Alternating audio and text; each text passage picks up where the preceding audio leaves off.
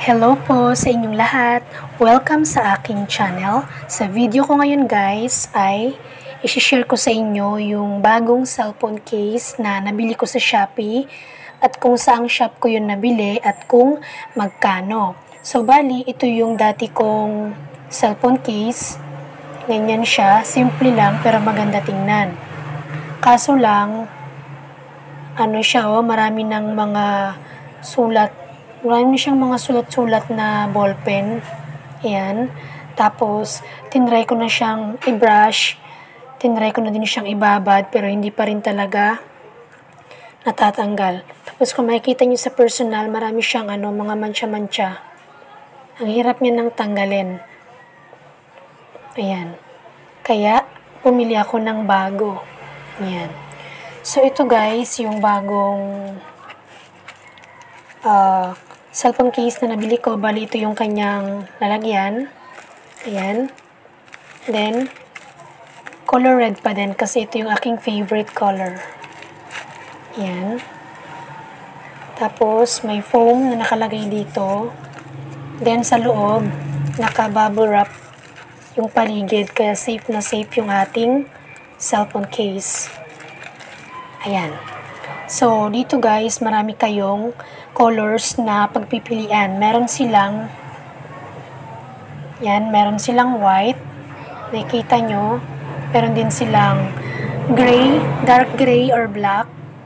Meron din silang red. Ito yung in-order ko. Then, meron din silang blue. Ayan. Next, meron silang green. At saka yung violet. Ayan. So, bali ganito siya guys. Ito yung kanyang, meron siyang foam na nakalagay dito. Ayan. Then, ganito yung kanyang labas.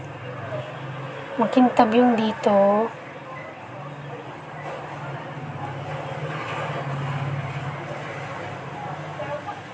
Ganyan siya.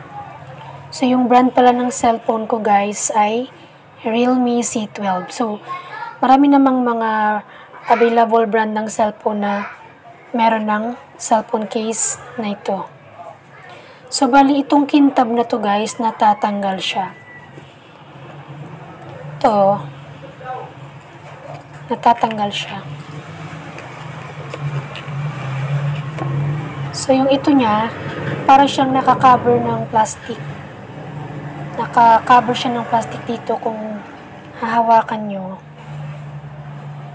Makintab siya, oh. May cover siya ng plastic. Tapos dito, wala nang cover ng plastic. Puro na talaga to na glitters. Yan. So, ang gagawin nyo, so kung gusto nyo ganito lang, okay lang din.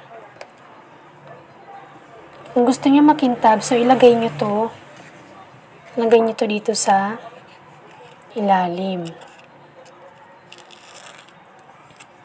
Then saka nyo pa ilagay dito yung inyong cellphone. So, tanggalin ko muna to. So, bali ito guys, yung para sa camera, bali may mga pa yan, oh.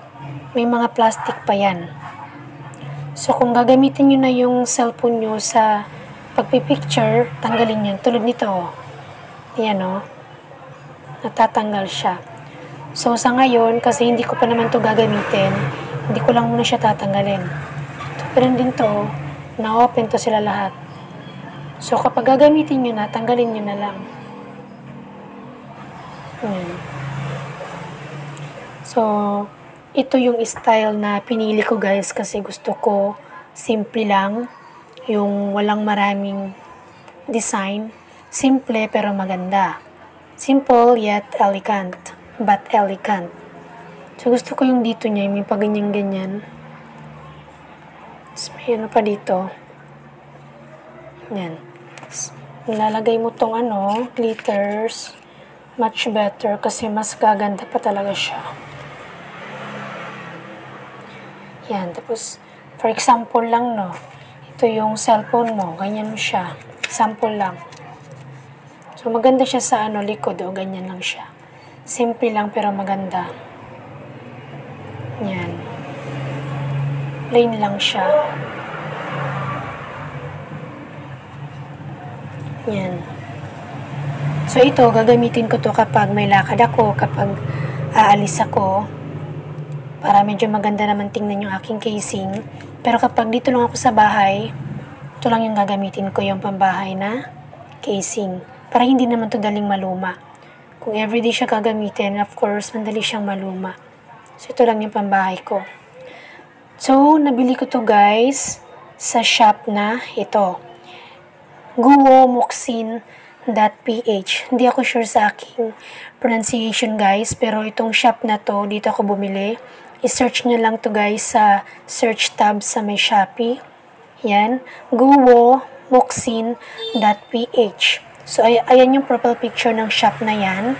At nabili ko yung cellphone case na ito for only 79 pesos. So, 79 pesos guys, yung price nitong ganitong klaseng cellphone case. Pero, hindi pa kasali dyan yung shipping fee.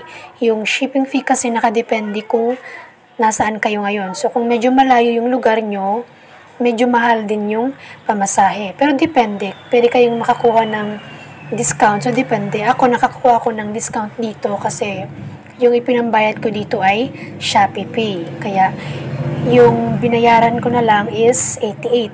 So, yung ganitong kagandang cellphone case, guys, imagine, 88 pesos lang, wala pang 100 pesos. Saan ka pa? So, ulitin ko, ito ay 79 pesos. At nabili ko to sa shop na guwomoxin.ph. Ayan. So, ayun lamang guys, yung aking video sa ngayon. Sana kahit paano nakapagbigay ako ng idea sa mga nagbabalak na bumili ng ganitong style ng cellphone case.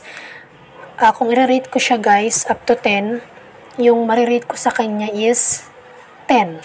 Yes, 10 kasi okay na ako sa kanya, kontento na ako sa kanya. So, ayun lang guys, sa mga hindi pa po nakakapag-subscribe, pa-favor na lang po, na sana po ay huwag niyong kalimutang mag-subscribe sa aking YouTube channel at pakiclick na lang din po yung bell sa gilid para kapag meron akong bagong upload na mga informative videos ay ma-update or ma-notify kayo. Ayun lamang po at maraming salamat sa panonood. God bless!